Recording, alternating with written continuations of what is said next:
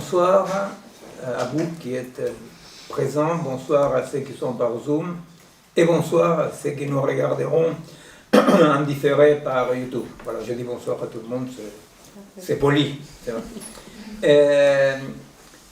La dernière fois, c'était la première de cette année. Et comme cette année, nous allons aborder un sujet qui est vraiment compliqué, non? Qui est la théorie de la situation, non? C'est-à-dire, on dit, par théorie de la situation, c'est ce qu'on a mis un peu dans l'invitation, hein, et ceux qui suivent depuis les autres années savent un peu. Par théorie et pratique de la situation, ce que nous comprenons, c'est quel est le socle que, dans notre époque, nous permet de comprendre et d'agir, qui refuse soit la dispersion individualiste et fonctionnante qui capture les êtres humains et l'ensemble de l'existant, non? Ressources humaines ou ressources d'autres types, les capture dans une sorte de fonctionnement productiviste, et de l'autre côté, un retour vers un universalisme comme ça, soit un universalisme un peu anachronique, style hegelien, avec un sens de l'histoire, etc., soit des propositions plus dans lesquelles le sens serait donné par un retour un tout petit peu à une tradition en plastique un peu, non, déiste ou intégriste, qui, face au chaos du monde, essaie de dire non, mais il y a un sens au-delà de l'individu. Bon. Alors nous, notre hypothèse est que le socle qui permet rationnellement penser, agir, comprendre le monde est un socle situationnel. Alors, on partait de là en disant, bon, à vrai dire, des gens qui ont parlé de situations, il y en a quand même pas mal. Il y a les situationnistes, déjà, on verra la différence, nous on ne se revendique pas du tout dans ce courant.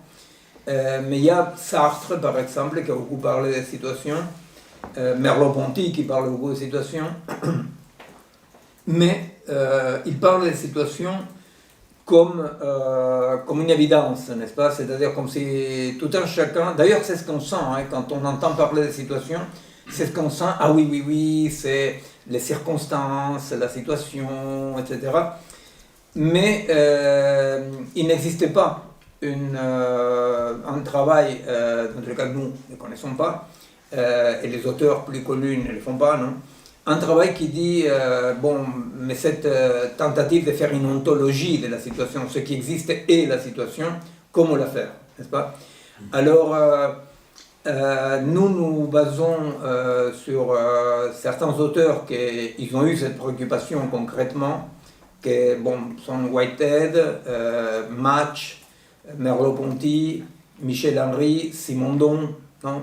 Parmi d'autres, mais eux principalement, que tous, ils partent de la confrontation avec la matérialité historique de la fin d'une époque, n'est-ce pas?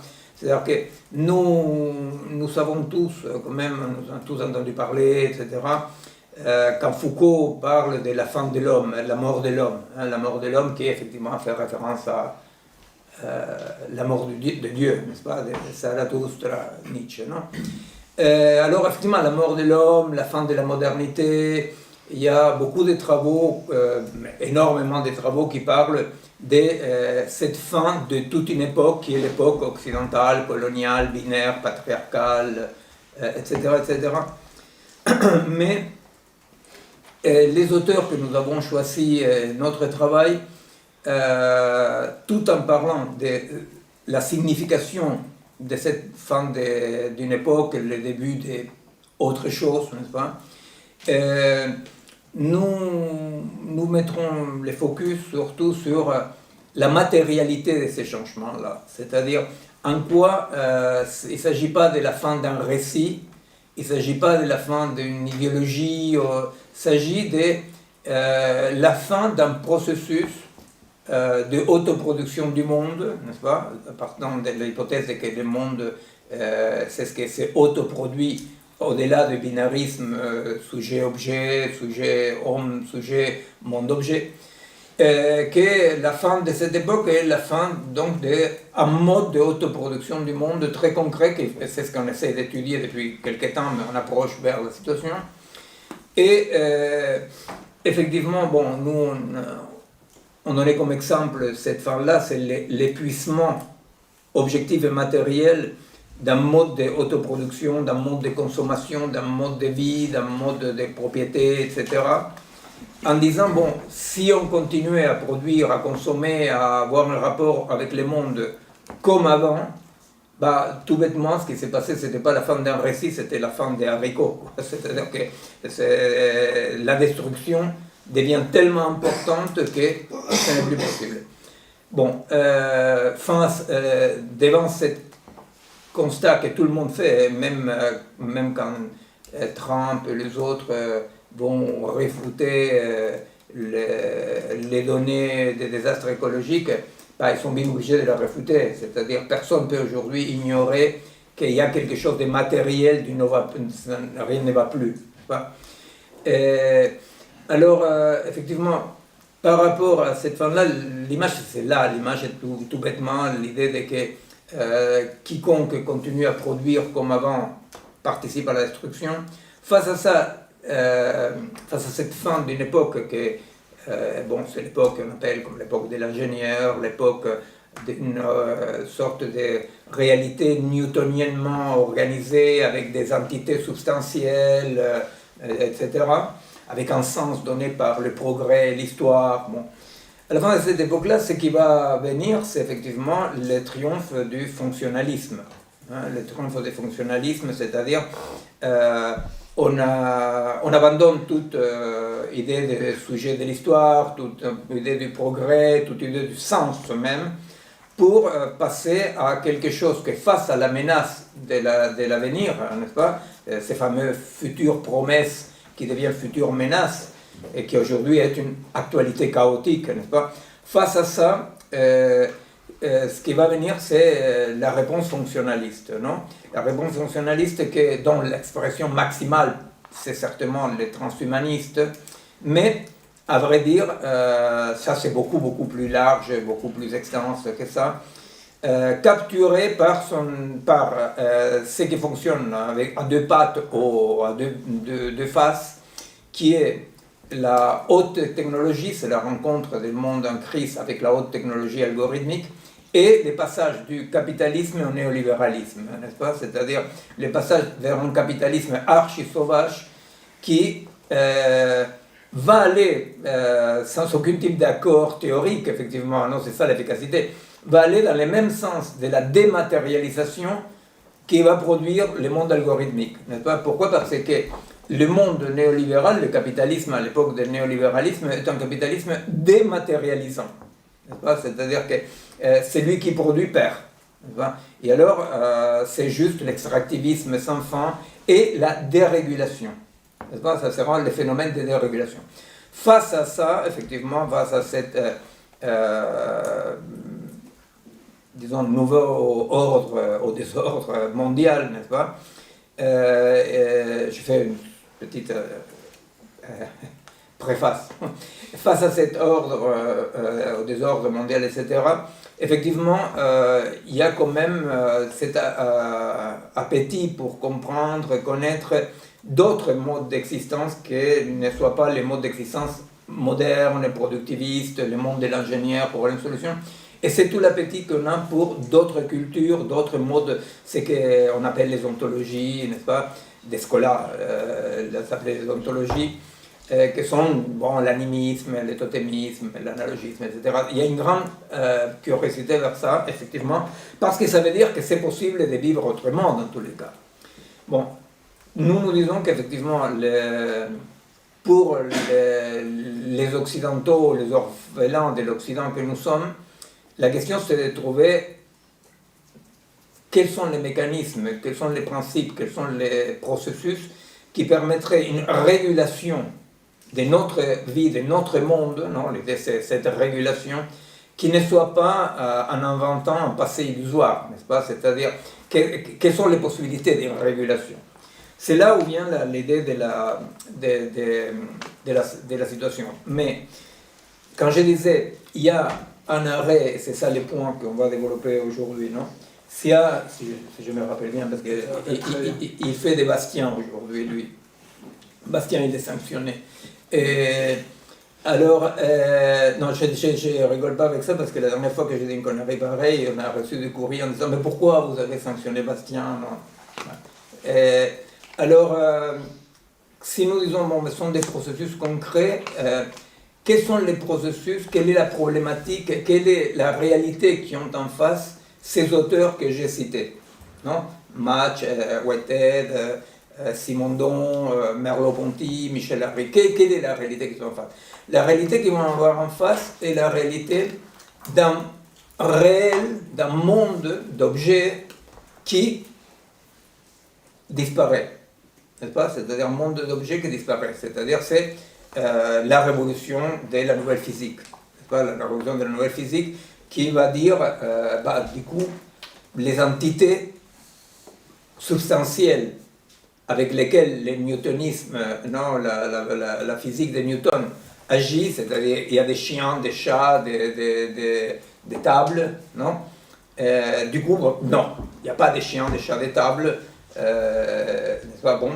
Mais la dissolution, la déconstruction des formes est une déconstruction qui va durer un temps très court, hein, et les ravageante va de 1885, mettons, jusqu'à 1920, mettons, et les formes esthétiques seront déconstruites, n'est-ce pas? C'est-à-dire tout à coup, on ne peut plus peindre comme avant, n'est-ce pas? C'est-à-dire on ne peut plus peindre comme avant. On ne peut plus faire de la musique comme avant. Et c'est la déconstruction. On les voit dans la peinture, c'est très très clair, cette déconstruction de la forme, n'est-ce pas? C'est par le cubisme, le surréalisme, le dadaïsme. On déforme les formes que jusque-là, vous voyez, c'est-à-dire qu'il y a comme un parallèle, il n'y a pas une cause à effet, je ne pense absolument pas qu'il y ait une cause à effet. Il y a un parallélisme, quelque chose qui est beaucoup plus fort, que c'est cette autonomie qui a l'époque en tant que bête vivante, pour dire comme ça, n'est-ce pas, dans laquelle il n'y a pas besoin que les gens se passent les mots, vous comprenez, c'est une problématique contre laquelle on se casse les nez, c'est un mur, c'est-à-dire, il y a une évidence, on ne peut plus peindre comme avant, on ne peut plus composer la musique comme avant, alors on va déconstruire la musique, les sérialismes, la musique concrète, etc., on va déconstruire, non? De la même façon, dans l'histoire, on va dire, c'est quoi l'histoire? C'est quoi étudier l'histoire? Ce n'est plus étudier la date des rois et des guerres.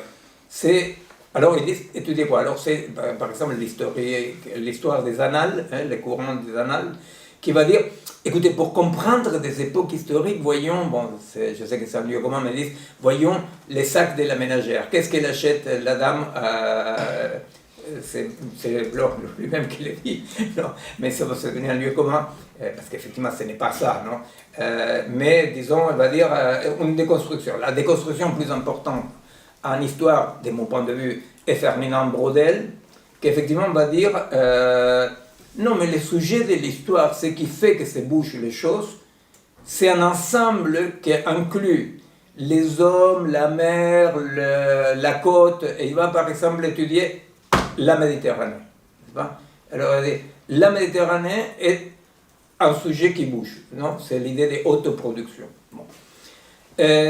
Mais quoi qu'il en soit, que ce soit dans l'esthétique, que ce soit dans l'historiographie, et que ce soit, bon, quelque part aussi un peu, il faut reconnaître Freud avec l'idée de que la conscience n'était pas tout, qu'il y avait un inconscient. Bon, il va déconstruire aussi l'unité un peu. Bien que lui, il s'arrange après pour tout remonter avec l'idée d'inconscience, c'est pour ça que c'est un peu périphérique. Mais il y a une déconstruction quand même aussi de l'homme kantien, que la raison va guider ses pas, et dit bon, non, il y a un désir, une impulsion, il y a un ça, bon, etc. Alors, c'est devant quoi se trouvent ces auteurs? Ils se trouvent face au besoin de dire, mais quelles sont les entités? Qu'est une entité? Qu'est une entité? Qu'est un étant, qu'est un objet, non? C'est pour ça que Simondon va parler d'individuation. C'est un mot bien heureux, bien trouvé, c'est-à-dire individuation, c'est-à-dire quels sont les processus d'individuation. Mais ce que Simondon dit clairement, il dit, je pense à la réduction du paquet d'ondes. Ça va, la réduction du paquet d'ondes, tout le monde sait. Bon, on dit que oui, bon, de toute façon, on ne veut pas savoir les gens qui regarderont après sur YouTube. Non, mais si quelqu'un ici veut, on peut expliquer, sinon on n'explique rien du tout. Tu veux? Mais voilà, au moins il y a une courageuse. La réduction du paquet d'ondes est quand même effectivement la figure centrale de la physique quantique. Le problème, c'est qu'il y a Grace, qui est physicien quantique, qui est juste en face de moi, alors... Mais bon. Alors donc, la réduction du paquet d'ondes, pour le dire d'une façon qui me regarde pas mal, est l'idée d'une physique non substantialiste. C'est-à-dire que ce qui existe n'existait pas jusqu'à Newton. Dans la physique de Newton, c'est une physique dans laquelle existent des objets, des pierres, des tables, n'est-ce pas? Et ces objets ont un rapport d'extériorité. C'est un entrechoc, un rapport mécanique d'extériorité. Et si je trouve un objet, c'est parce qu'il était là. Bon. Dans la réduction des paquets d'ondes, c'est, je m'excuse, mais c'est l'exemple le plus courant.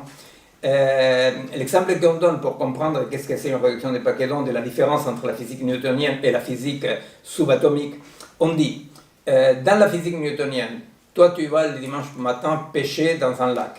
Si tu sors un poisson, c'est parce qu'il était là. Dans la physique quantique, tu vas pêcher.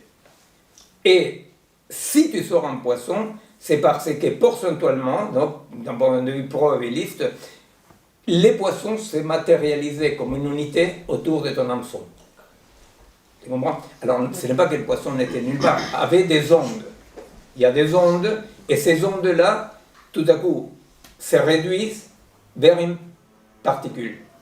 Tu vois? Donc, dans l'interaction des mesures, dans cette interaction des mesures, tu auras une particule qui, en tant que particule, n'existait pas. Jusque-là. Bon. Jusque-là, ça va.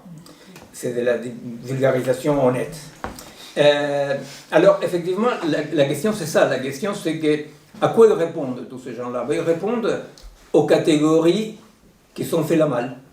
Vous comprenez, aux catégories qui sont fait la malle. Alors, pour définir qu'est-ce qu'est une situation, nous disons la préoccupation part de ces préoccupations-là. C'est-à-dire, qu'est-ce qui fonde une situation? Qu'est-ce qui fait, entre guillemets, réduction du paquet d'ondes, n'est-ce pas? C'est-à-dire, qu'est-ce qui permet que quelque chose passe à une existence apparemment substantielle?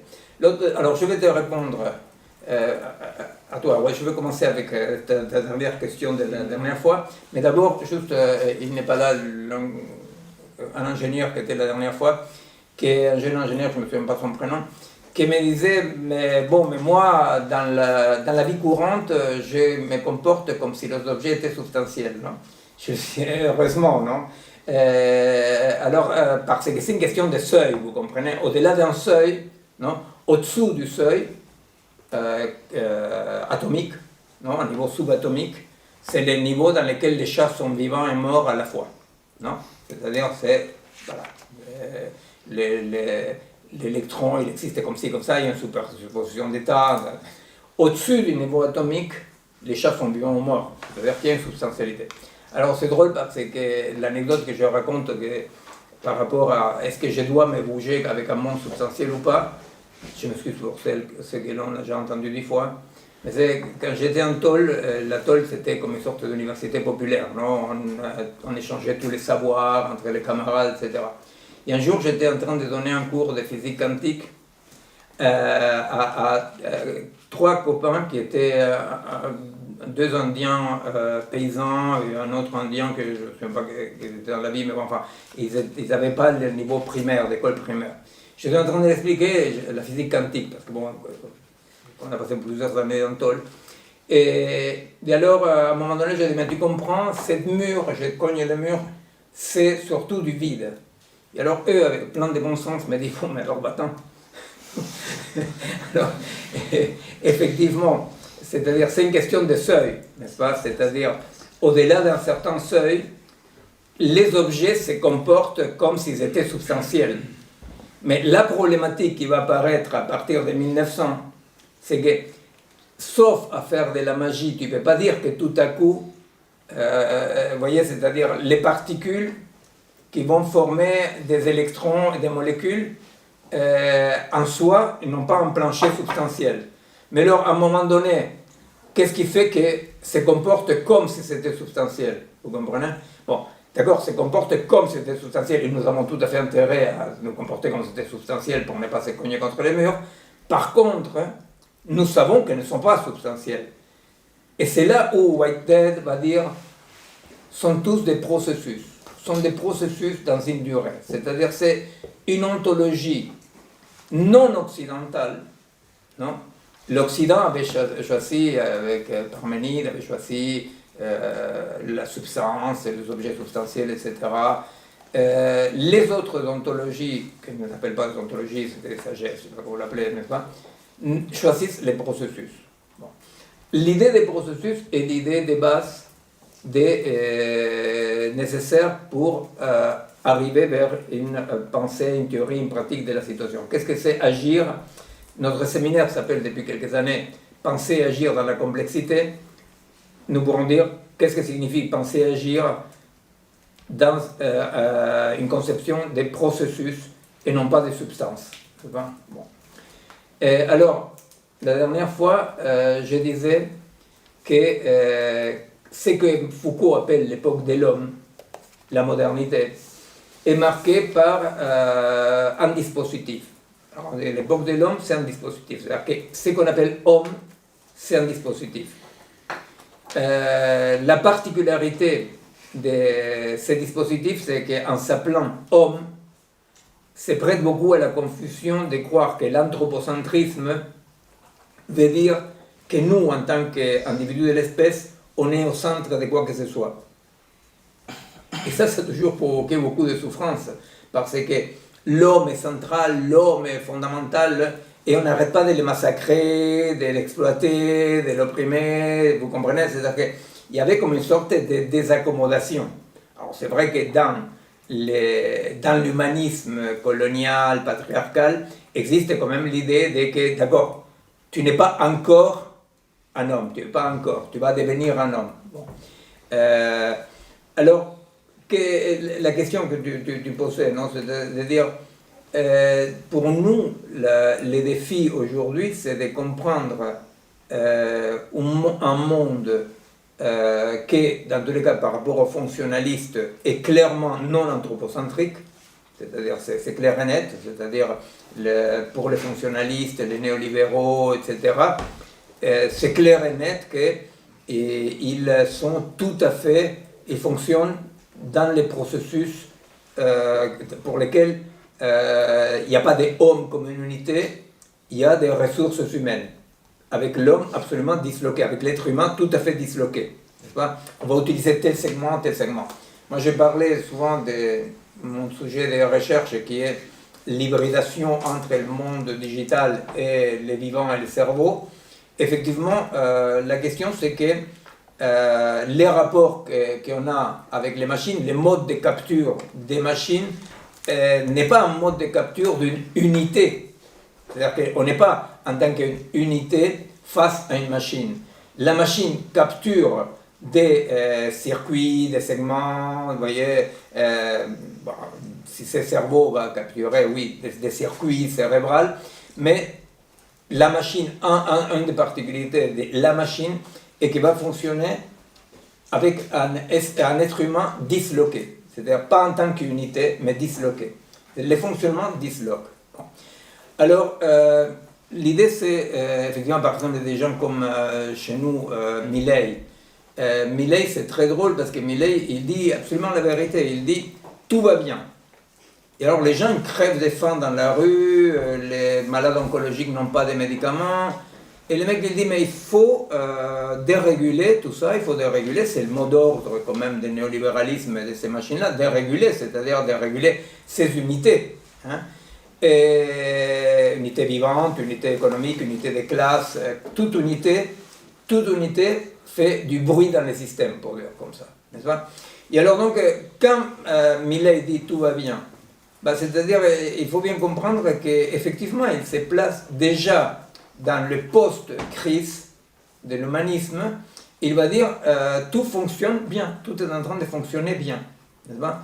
Mais c'est carrément, ça fonctionne vraiment. Ici, avec les petits doigts en haut, Macron ne fait pas autre chose, c'est-à-dire il dérégule, il enlève des sous, et on voit bien, vous voyez, c'est-à-dire que c'est ce décalage qu'on a entre les sens communs et les processus qu'on dit. Alors les gens disent, mais comment il fait une politique qui n'a pas les humains au centre? Et on dit, mais bien entendu, la réponse est bien entendu, c'est-à-dire les humains ne sont pas au centre. Mais, si vous voulez, la blague d'humour noir, c'est que dans l'anthropocentrisme humaniste, l'humain en tant qu'être humain n'était pas au centre non plus. C'est là où on dit, c'est un dispositif. Ce qui trompe, c'est que ça s'appelle le dispositif humaniste, c'est l'homme, l'époque de l'homme.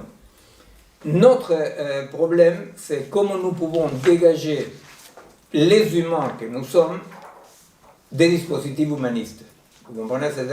Alors, ces dégagements, Milei, Trump, le néolibéralisme l'a fait depuis longtemps. C'est-à-dire, il dégage les êtres humains réels, concrets, du dispositif. C'est pour ça qu'on devient ressources humaines.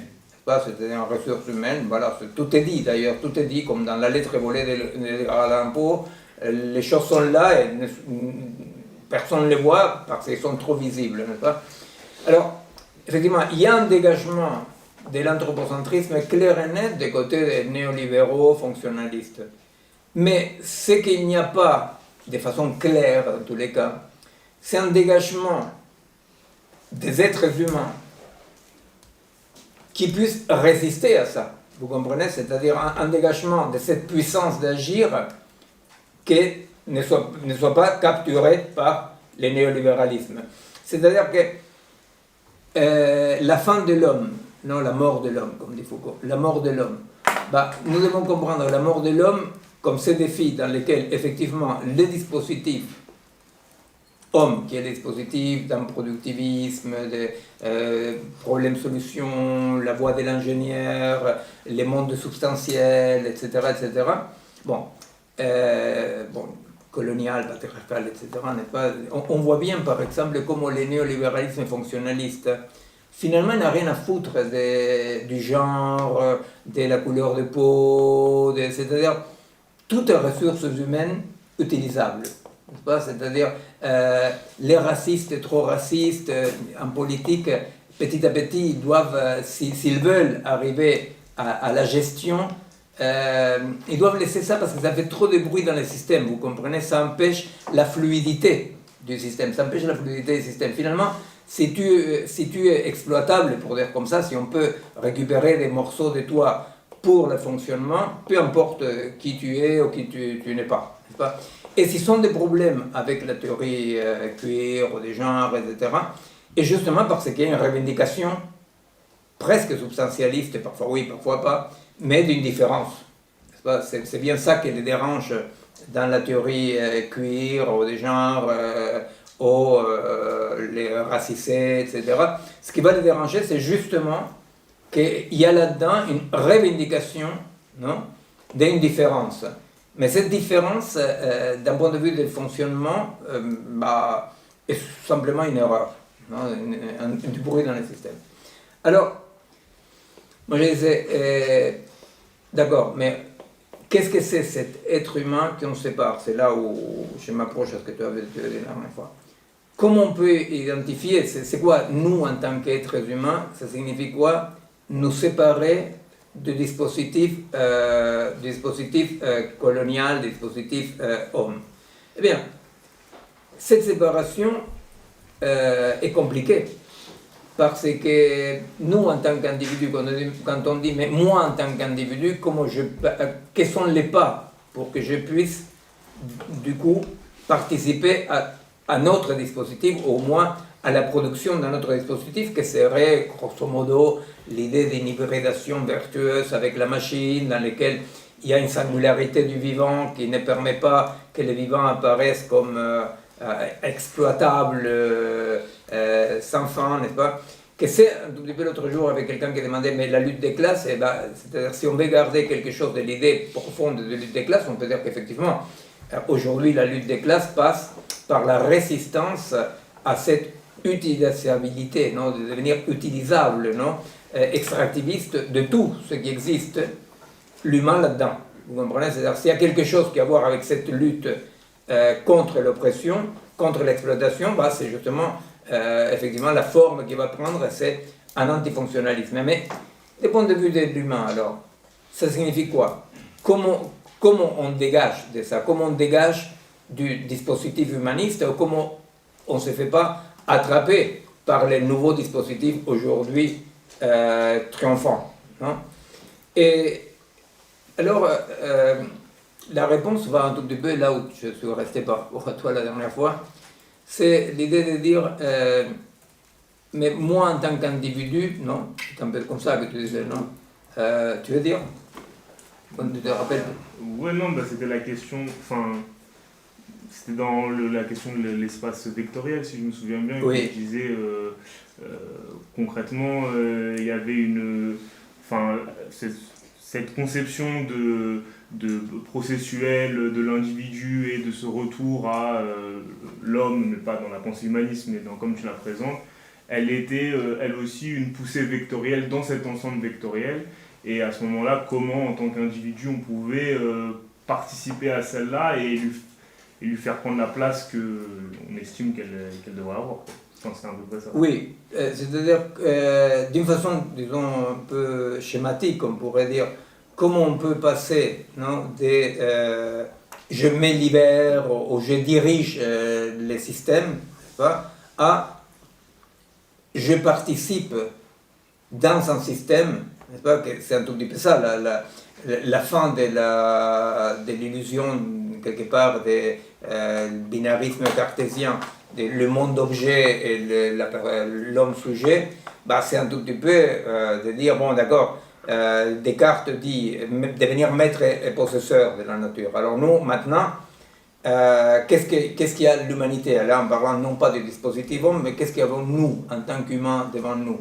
Ben, nous, en tant qu'humains, on découvre avec horreur, dès qu'il y a des engrenages devant nous, qu'il y a des engrenages qui ne sont pas ni maîtrisables, ni polarisables, ni ordonnables, n'est-ce pas? C'est là où je disais, en parlant de philosophe décolonial Rodolphe Couche, quand lui, Rodolphe Couche, il disait, pour parler des noms modernes, il dit l'Indien, parce qu'il travaille sur la culture indienne. Alors, il dit, la différence entre l'Indien et l'homme de la cité, pour dire l'homme moderne, c'est que l'Indien, il craint ses dieux. Alors, ses dieux, ça veut dire les forces de la nature, effectivement. Et en tant que l'homme de la cité, il ne craint que l'homme. C'est-à-dire, il pense que c'est l'homme, n'est-ce pas? C'est-à-dire qu'il y a un homme méchant qu'on peut le remplacer, n'est-ce pas? C'est ça l'optimisme moderne, quelque part. C'est-à-dire, si il y a des hommes qui, par intérêt, oppriment les autres, si nous pouvons vaincre ces hommes-là, on peut arriver à la justice. Mais c'est un optimisme énorme dans le sens d'évancer tous les mécanismes sans intentionnalité, n'est-ce pas, qui participent à la production des engrenages dans lesquels nous sommes pris et broyés, n'est-ce pas? Alors j'ai donné l'exemple, je vous ai conseillé de lire le petit livre de Simone Weil, la philosophe, non, qui s'appelle La Force, dans lequel Simone Weil, je vous racontais la dernière fois, effectivement, elle va prendre la Iliade, elle va expliquer l'Iliade non pas comme des volontés agissantes des humains, mais va expliquer comment la force, ce qu'elle appelle la force, hein, agit à travers les êtres humains. Victor Hugo, dans les 93, il dit pareil, il y a une phrase très belle que je ne me rappelle pas bien, mais il dit l'histoire agit, les hommes signent. N'est-ce pas? C'est-à-dire que les forces de l'histoire agissent, non? Et les hommes payent les pots cassés, quoi, non? Effectivement, à l'époque de l'Iliade, Hector et ses amis, si on les disait, mais tu sais que toi tu es une marionnette des forces, ils seraient tout à fait d'accord. À aucun moment, il n'y avait aucun des participants à la guerre de Troie qui pensait être un sujet libre, des libres arbitres, qui était venu là par une adhésion libre. Mais bon, Simone Weil prend ça pour expliquer avec cet exemple-là qu'est-ce que c'est cette force. Et la préoccupation de la Simone Weil, qui est très très précoce, cette préoccupation non, dans le temps, hein, c'est de dire, bon, tout se passerait comme si on passe vers un fonctionnalisme dans lequel il n'y a que des engrenages, n'est-ce pas?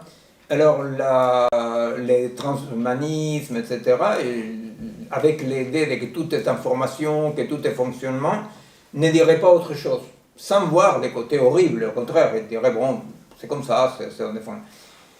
De l'autre côté, ça serait de dire, bon, s'il y a des engrenages, qu'est-ce qu'on fait? Parce que nous, en tant qu'orphelins de la modernité, nous, on n'est pas armés comme les soi-disant indiens des couches pour négocier avec des forces, vous comprenez? C'est-à-dire, par rapport à des engrenages sans volonté, parce que c'est ça la question, l'engrenage est un engrenage qui n'a pas une antériorité, une intentionnalité, vous voyez, ce sont des engrenages. Et alors, nous n'avons pas, c'est-à-dire que c'est tout à fait nouveau pour nous, c'est un des éléments centraux de notre époque, de l'impuissance qu'on expérimente.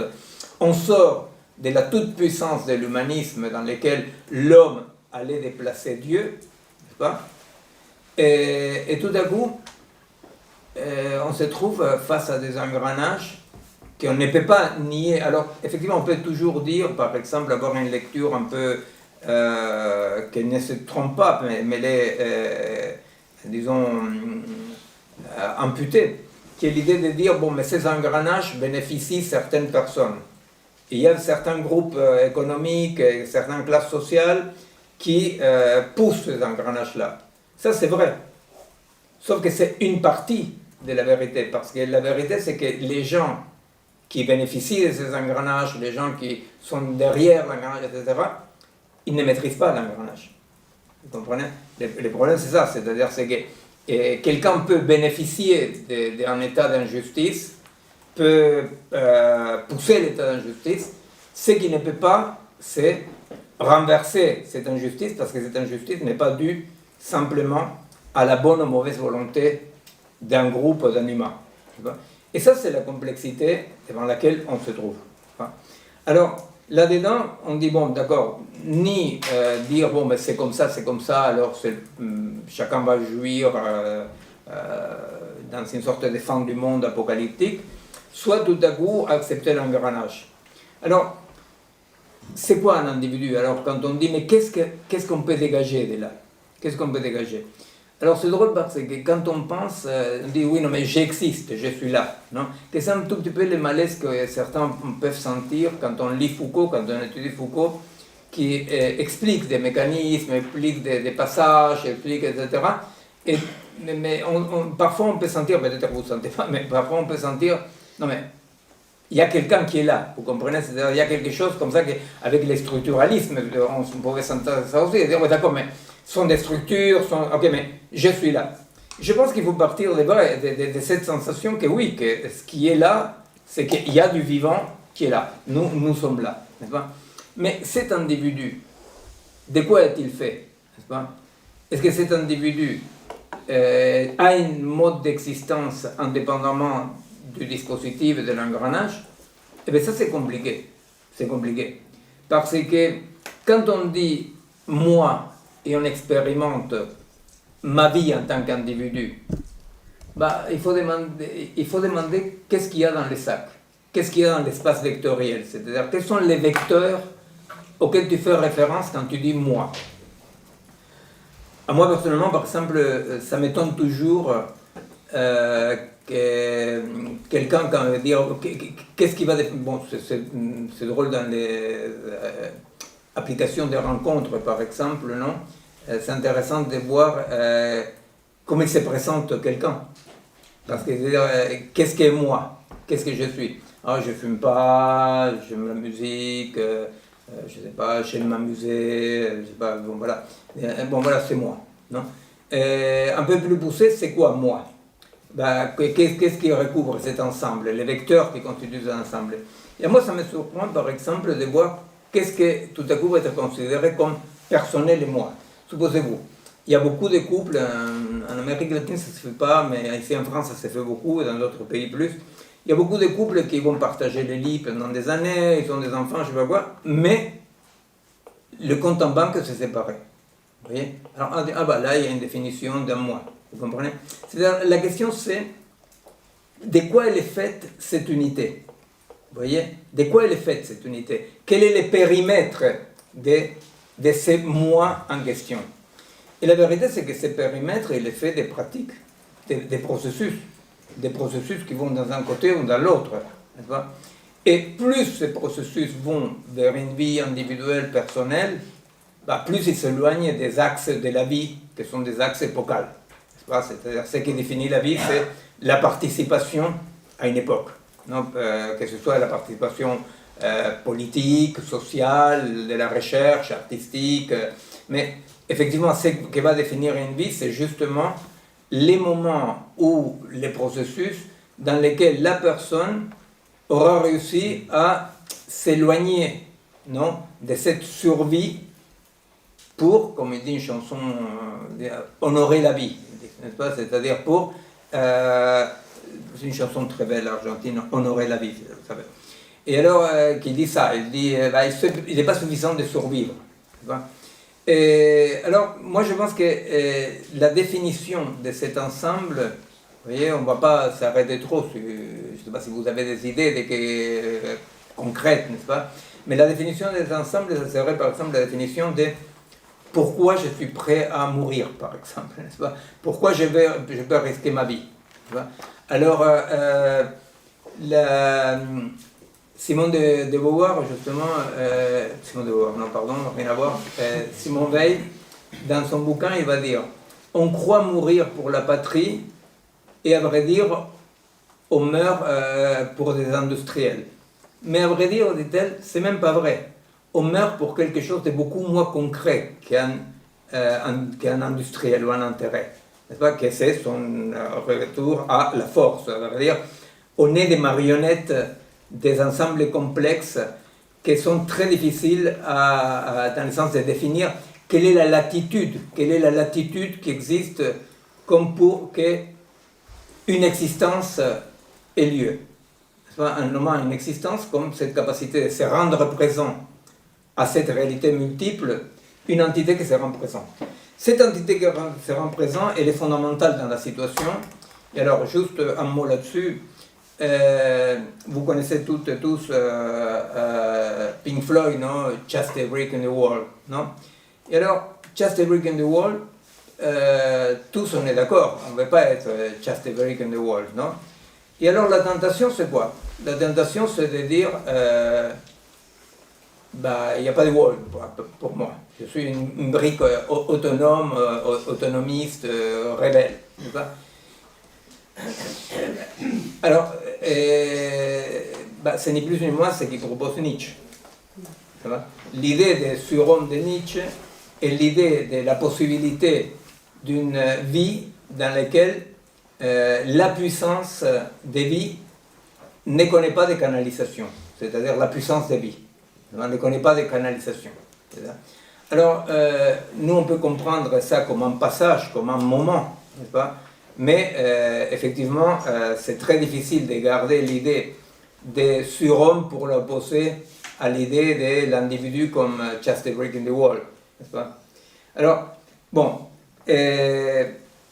nous disons, pour pouvoir comprendre un tout petit peu de quoi on est fait, pour pouvoir comprendre un tout petit peu de quoi nous sommes faits les uns et les autres, notre proposition effectivement est cette première approche à la situation quand Merleau-Ponty va écrire « Mon corps est ma première situation ».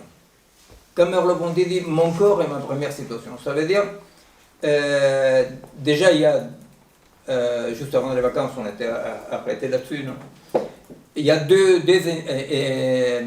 énigmes, pour dire comme ça. À quoi on appelle mon? Pourquoi mon? C'est qui le sujet de cette énonciation mon? Et le deuxième, c'est situation, n'est-ce pas? Alors, nous disons, effectivement, d'un point de vue situationnel que le nôtre, le sujet de l'énonciation, il n'est pas extérieur à la situation, est un vecteur. Alors, c'est là, quand je disais l'espace vectoriel en question. Ah, non, ils sont laissés l'effaceur, mais pas. toi tu as des... Incroyable.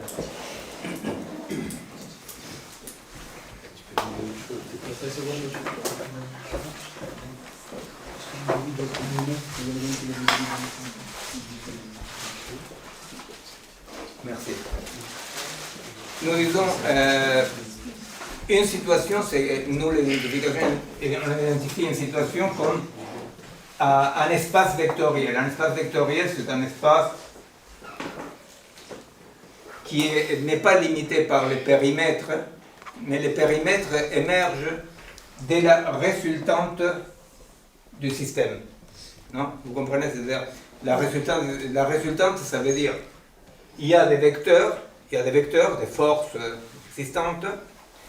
La particularité de la résultante, c'est-à-dire vers où va aller le système, vous comprenez? C'est-à-dire, pour lui il va par là, pour lui il va par là, pour lui il va par là, il y a une résultante.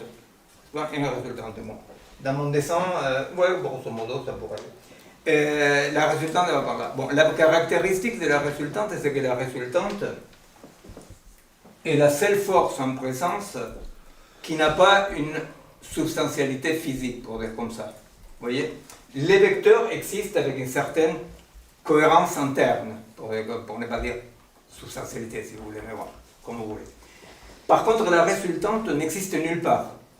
Vous voyez? Si je vais identifier les vecteurs A, B, C, je peux identifier les vecteurs A, B, C. Je dis les vecteurs sont ceux-là.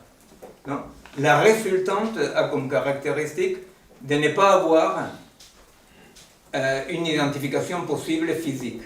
Où existe la résultante? La résultante va exister, chacune va exister dans chaque vecteur. Pourquoi c'est compréhensible pourquoi elle existe dans chaque vecteur, non? C'est parce que la résultante sera expérimentée dans chaque vecteur comme ce qui fait résistance. Vous comprenez? C'est-à-dire, si chaque vecteur pousse, non? Eh bien, ce qui résiste sera le mode d'existence de la résultante dans chaque vecteur. Hein? Si vous voulez l'imaginer d'une façon plus encore concrète, vous imaginez que ces trois-là poussent un meuble. Vous voyez?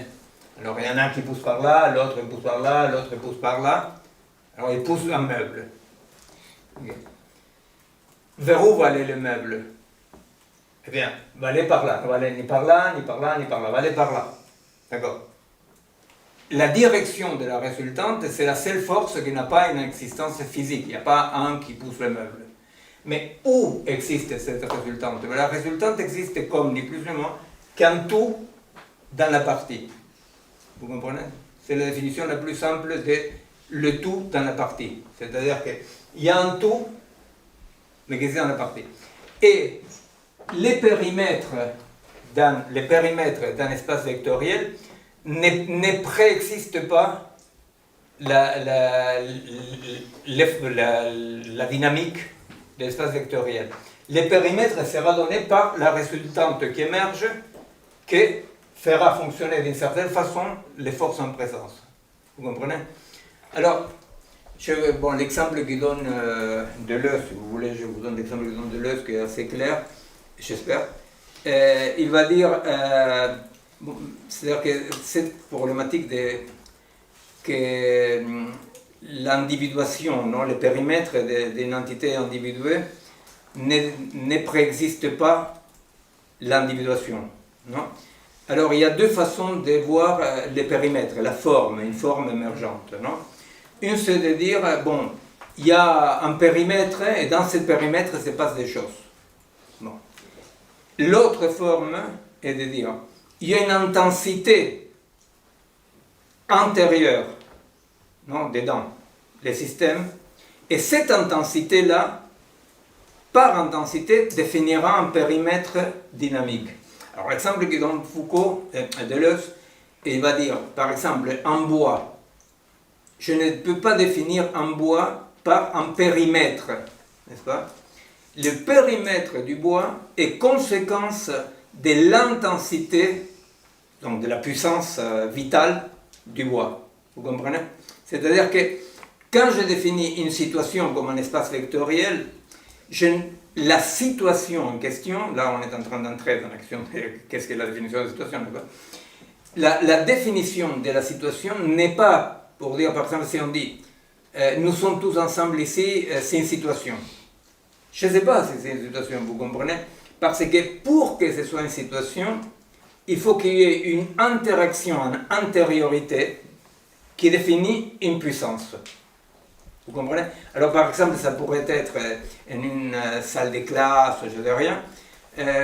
Il y a tout à coup entre la moitié des gens qui écoutent, il s'établit une sorte de synergie, n'est-ce pas? Dans laquelle il y a un feedback, il y a des questions, il y a, n'est-ce pas? Et alors plus cette synergie serait forte, par exemple, non, c'est pour donner un exemple, plus effectivement ça pourrait entraîner les autres, mais les périmètres sera donné non pas par les murs, les périmètres de la situation sera donné par les éléments qui sont capturés par cette intensité. Vous comprenez? Alors il va dire, en bois, le périmètre d'un bois se définit non pas par un périmètre établi, non pas par une forme établie, mais par une intensité de puissance, c'est-à-dire la vitalité du bois, par exemple. Bon. Alors, c'est une question. Les vecteurs, là, oui. tu dis ça, c'est des processus matériels, c'est ça? Est-ce que ça ne peut pas être eux-mêmes, finalement, des résultants d'autres processus? Absolument. Ça dépend de la façon dont tu décris le... Absolument, absolument, absolument. Alors, quand je dis, tout à fait, quand je dis mon corps est ma première situation, là il apparaît une problématique, pour revenir un peu à ce que je disais tout à l'heure, de seuil, non?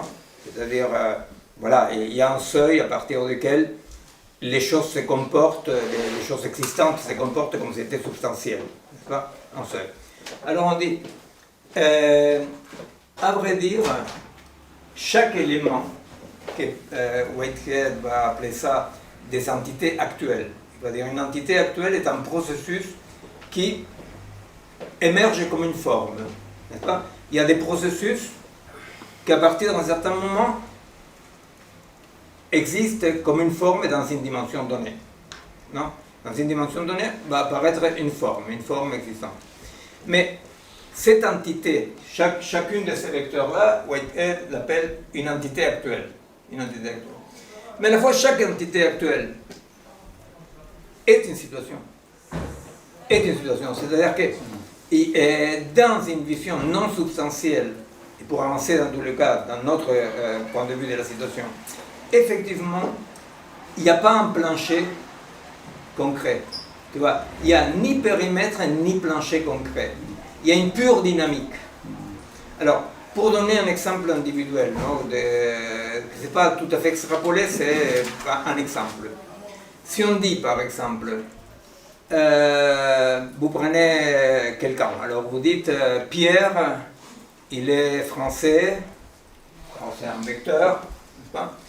Pierre c'est la résultante. Alors, on dit Pierre il est français, il est catholique, il est biologiste, il joue au football, bon, sont les éléments. Ce qui est contre-intuitif, c'est que Pierre, en tant qu'émergent, comme dimension émergente, non? Pierre, il est 100% chacun des éléments qui les constituent. Vous voyez? Il est 100% catholique, 100% français, 100%, vous comprenez? Chaque élément qui les constitue est 100%. Or, que Pierre est une émergence, vous comprenez ça, c'est-à-dire, parce que si je dis, Pierre c'est quoi? Pierre c'est... Où je trouve Pierre? Est-ce que je trouve Pierre au niveau de ses atomes? Ben non, au niveau de ses atomes, il n'y a pas de Pierre. Est-ce que je trouve Pierre au niveau de la pensée articulée dans laquelle il essaye de penser quelque chose, non plus, n'est-ce pas? C'est-à-dire, c'est à partir de ces principes structuralistes que dit, là où je pense, je ne suis pas, n'est-ce pas? C'est-à-dire, et là où je suis, je ne pense pas. N'est-ce pas? Ça veut dire que, à vrai dire, les structuralistes, ce qu'ils sont en train de dire avec ça, c'est-à-dire que, en tant que personne, je participe à une combinatoire qui est la pensée. C'est compréhensible, c'est-à-dire que je participe. C'est-à-dire que l'humain, le cerveau ne sécrète. On écrit avec un ami un bouquin qui est apparu en Italie, en Argentine, mais pas en France, qui s'appelle ChatGPT ne pense pas, les cerveaux non plus. Non? Pourquoi? Parce qu'effectivement, les gens demandaient, mais ChatGPT pense ou ne pense pas? On disait, bon, ça serait très étonnant que ChatGPT pense, étant donné que le cerveau ne pense pas. C'est-à-dire que, qu'est-ce qu'il fait le cerveau? Le cerveau, dans une interface avec la langue articulée, avec la pensée symbolique, agit comme dans une chaîne de montage en donnant son énergie, n'est-ce pas? C'est-à-dire que les cerveaux ne sécrètent pas la pensée comme la vésicule biliaire, la bile, n'est-ce pas? Les cerveaux participent de la pensée. Alors, c'est pour ça qu'on dit, là où je suis en train de donner, en ce moment même, l'énergie de la pizza que j'ai mangée, pour essayer de vous expliquer quelque chose, en essayant de voir si quelqu'un comprend quelque chose. Voilà. Là où j'essaie d'articuler des trucs, moi, Miguel, en tant que Miguel, je ne suis pas là, vous comprenez? C'est-à-dire, je suis en train de participer à une combinatoire, que je pousse cette combinatoire dans laquelle je dis « Ah, Whitehead, ah, Foucault, s'il te plaît, non, mais en plus, tout à coup, je pense « Non, mais Simondon, n'est-ce pas ?» Et alors, l'énergie que j'étais en train de donner, j'aurais dû manger 2 pizzas, l'énergie que j'étais en train de donner, je l'utilise pour agencer des morceaux dans la combinatoire qui essayent d'être plus ou moins logiques et avancer les schmimbliques. Donc, là où je pense, je n'existe pas en tant que Miguel. Et là où il y a mes atomes, non plus. C'est ce que je disais la dernière fois, c'est-à-dire là où Pierrot se saoule la gueule, Pierrot n'est pas. Vous comprenez? Parce que où se saoule la gueule, Pierrot? Je ne vais pas dire au bar. Je veux dire, là où il y a des processus physico-chimiques qui produisent la soulerie des propriétés des pierres, la pierre n'est pas. Vous comprenez? Je ne suis pas, je ne peux pas dire c'est mes atomes. Vous comprenez? Ce pas tes atomes. Vous comprenez? Il y a un seuil à partir duquel c'est là où il y a la question de les moi. Et les moi. Mais est-ce que c'est juste voir un peu, pour continuer un peu ta question, de ne pas tomber dans une sorte, on va dire, enfin pas que le château de cartes s'écroule et qu'en fait ce soit des fractales où à chaque fois on descend toujours plus bas. Est-ce qu'il n'y a pas un peu une dimension finalement organisationnelle, c'est-à-dire en fait les résultantes deviennent des résultantes à partir du moment où un peu ça me fait penser un peu à Desplis quoi, dans la vibe un peu de Leuzienne, de cette idée de c'est quand il y a des résultantes en fait qui s'organisent entre elles, créent un plus, quelque chose, un fonctionnement organisationnel complet, on va dire unique. À ce moment-là, on s'arrête et on tombe là sur une résultante qui, elle, va agir à un autre niveau dans un autre espace vectoriel. Absolument, absolument. Voilà. Absolument. Alors figure-toi que justement ça c'est un problème très complexe pour tous ces gens que j'ai cités, Simondon, Whitehead, Match. Pourquoi? Parce qu'ils se rendent compte qu'il y a des processus dynamiques qui, à un certain moment, produisent une convergence, non, la réduction des tokens. Mais à la fois, effectivement, la question c'est que cette continuité, non, Héraclite, non, c'est-à-dire le fleuve coule, les devenirs. Bah, ces devenirs-là est très compréhensible, mais ça pose un problème. Et alors, comment tu fixes une unité? Où il y a une unité? Où émerge? Parce que l'unité ne soit pas substantielle, ça ne veut pas dire justement que c'est une sorte de fractalité fluide dans laquelle finalement rien n'existe. Qu'est-ce qui résiste, n'est-ce pas? Et alors, Whitehead, lui, en prenant l'exemple de Zénon et la flèche, non? Ou la tortue, les lapins, il y a plusieurs comme ça, n'est-ce pas? La question c'est, si nous disons qu'il y a une continuité du devenir, c'est très difficile qu'à un moment on dise, bon mais alors s'il y a une continuité du devenir, tout devient d'une façon, dans une fluidité, que jamais rien se fixe. Alors Whitehead va inverser la chose et va dire non, il y a un devenir de la continuité. Ça veut dire quoi ce devenir de la continuité? Ça veut dire ce que toi tu dis, c'est la réponse qu'il donne, après je te dis comment il explique. Non, la réponse qu'il donne c'est il y a des unités, C'est pour ça qu'il va parler, comme toi, de Leibniz. Non? Il va dire, à vrai dire, dit Whitehead, pour penser les processus unifiés, convergents, il faut penser en termes monadiques, comme Leibniz va dire, comme Leibniz. Simplement, les monades de Whitehead ne sont pas des monades substantielles. Hein? Juste pour celles et ceux qui suivent beaucoup Deleuze, c'est vrai que Deleuze a une interprétation dynamique des monades de Leibniz, mais bon, c'est l'interprétation de Deleuze, peut-être oui, peut-être pas, c'est une interprétation. Dans tous les cas, Whitehead il va dire, je me sépare, je pense les mondes comme des monades existantes, donc il y a un devenir de la continuité. Non? Donc il y a des continuités comme des gouttes. Et lui il va dire, c'est comme des gouttes.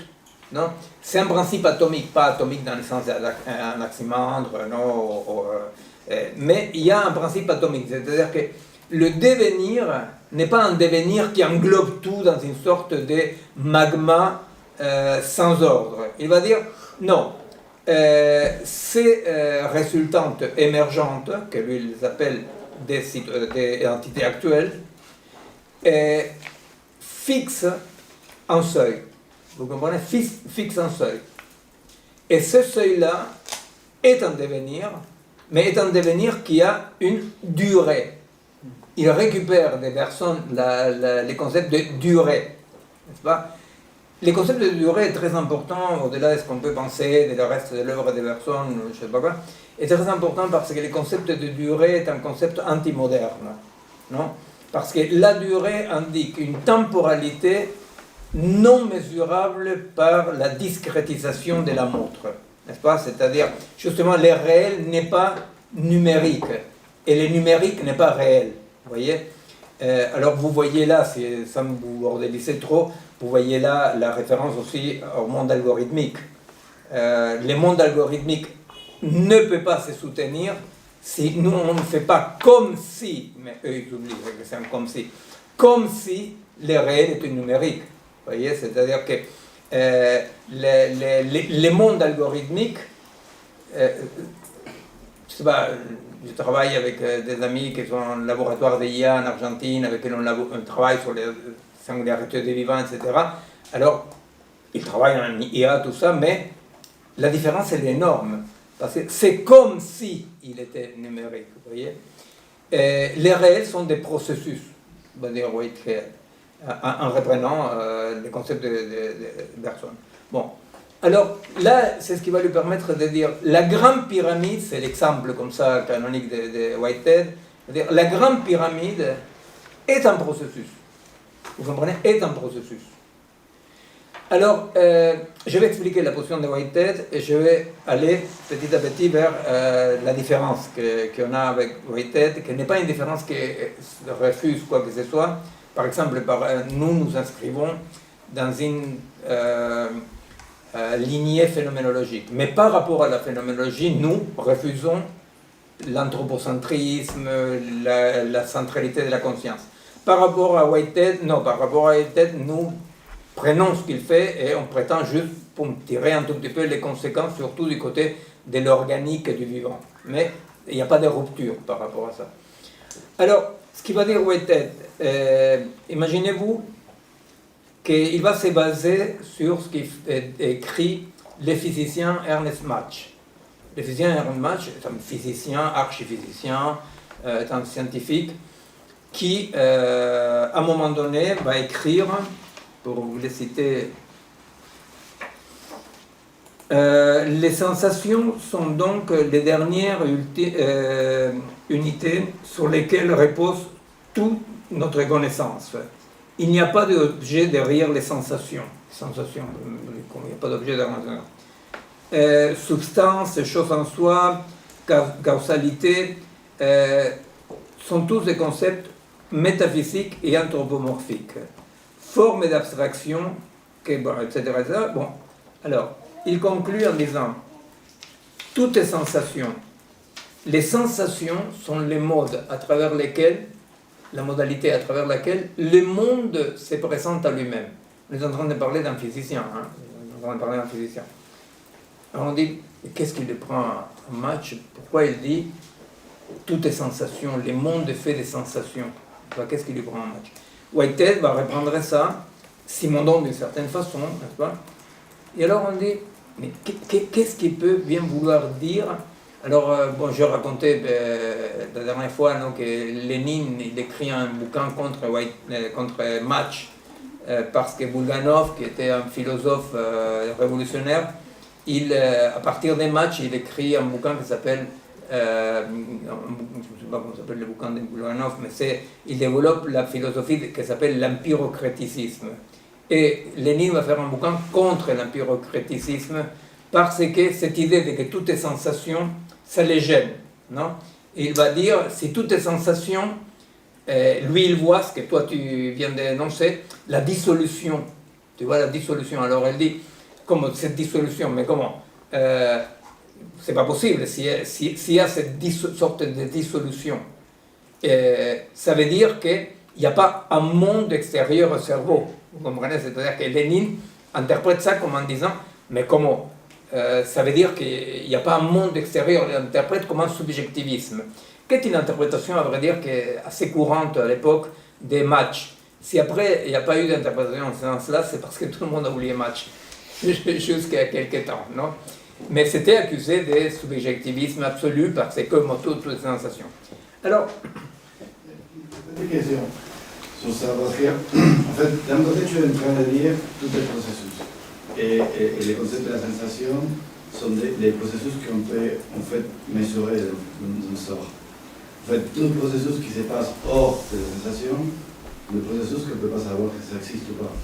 Parce qu'on ne peut pas les savoir. En fait. Et la seule façon de savoir que quelque chose existe, c'est à travers la sensation.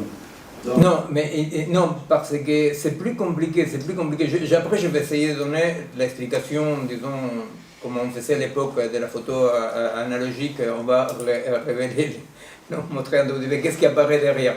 Non, c'est plus compliqué parce que figure-toi que Match, il ne va pas dire que j'ai des sensations. Non, c'est pas du luxe de rappeler que toute la physique occidentale, galiléenne et newtonienne se base sur le principe galiléen que pour connaître, on doit abandonner les sensations. Non? On voit là la rupture, les pivots qu'on est en train d'opérer.